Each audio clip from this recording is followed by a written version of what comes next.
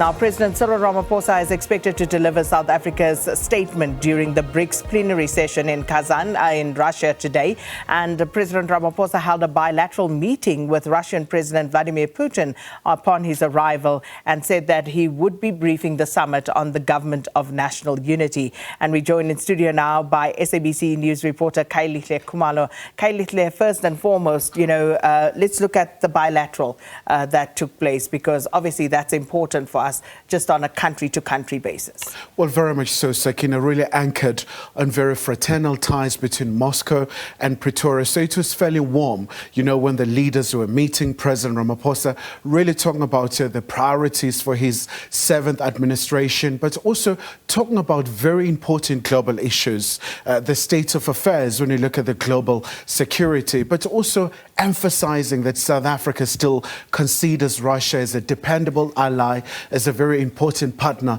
in tackling so many challenges. But also in as far as President Putin is concerned, Sakina, also emphasizing that it's absolutely important for Russia and South Africa to work together, but also admitting that when you look at the trade volumes, you might have seen a bit of a dip, but obviously Moscow and Pretoria must work together to fortify, to revitalize, to make sure that these two countries continue to work together. And of course, a very important meeting for various reasons, because if you think about the start of BRICS, when this formation was first, conceived, there was very much, sort of skepticism from the West and those who are not part of it, that it's just a haphazard group of people getting together. But if you look at it now and you look at the countries who strategically make up your BRICS and the ones that are joining now, they are, of course, becoming a force not to be ignored by the rest of the world. Well, by all means, Sakina, especially for Russia, because, this is a country that has been slapped with a raft of sanctions. And no wonder when you look at the priority areas, it's the issues around the reforms, when you look at the global financial architecture, especially because, for example, President Putin says, if the BRICS countries can really leverage the usage of their local currencies, and also, in Johannesburg, the whole debate around de-dollarization. So now the argument really has just been watered down to the issue of the usage of the local currency to avoid the geopolitical risk associated with the US dollar, especially for Russia, where they are really facing quite enormous challenges. But also, like you're saying, this is quite a very important time for BRICS, looking at the evolution of the institution. Initially, it was meant to be just about economic cooperation, but now it's more about political issues. It's around business. So it's all these big issues really confronting the world, but also even the West. You can see the jittery in terms of the world leaders. A lot of them are saying what's going to happen in Kazan, but it's also a very important moment for Russia to showcase the beauty of the city of Kazan. It's always a very important time for the leaders. Just like overnight, the world leaders, when they were meeting, President Putin was really just whining and dining with them and showing the prowess and the capabilities of Russia. And this, of course, comes against the backdrop of some seismic geopolitical shifts.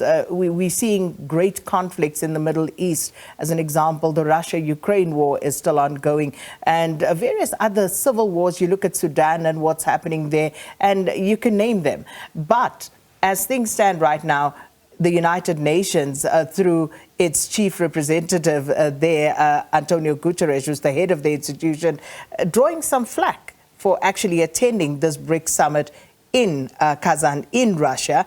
But, he responded by saying he's always done so and he will continue to attend. Well, absolutely, especially from the Ukrainian side.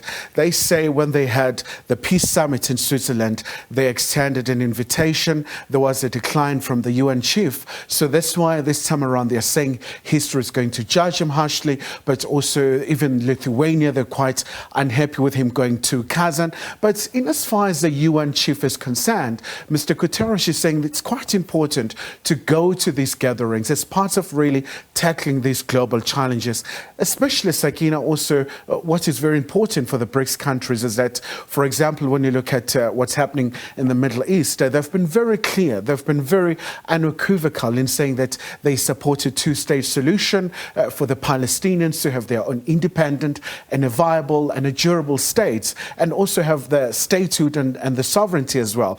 And also they've been very, very clear in terms of really denouncing the escalation, the hostilities, the conflict is really now spreading to Lebanon. So it's one of the issues as well that will be discussed. As you know, that Palestinian President Mahmoud Abbas is one of the invited guests, because also this is quite a very seminal point for the BRICS leaders since the expansion of the bloc right in Johannesburg last year. So a number of leaders are attending. Iran also, they have a new leader in light of the passing away of their former leader, but also quite a very important time in so many aspects. Speaking of the expansion of the group, Saudi Arabia, what's the status of them joining this grouping? So as far as we know, that Saudi Arabia was invited to be part of BRICS in Johannesburg. Obviously, we were expecting the Crown Prince to go, but unfortunately, I think the Foreign Affairs Minister is attending on behalf of the country. So far, what we understand is that they have not formally accepted. So they always go as an invited guest. And as you know, that with a BRICS Plus, so that's when they will have an opportunity to interact in these sessions. But also, most importantly, we do understand a number of issues as well will take center stage. For example, when President Putin was meeting with the Indian Prime Minister Narendra Modi, there was a clear undertaking that New Delhi is willing to help Russia to overcome the differences so that we can see Ukraine also, not having this conflict that is currently happening. Well, Khayelihle Khumalo, thanks so much for that update. Of course, the BRICS Summit taking place in Kazan in Russia this year.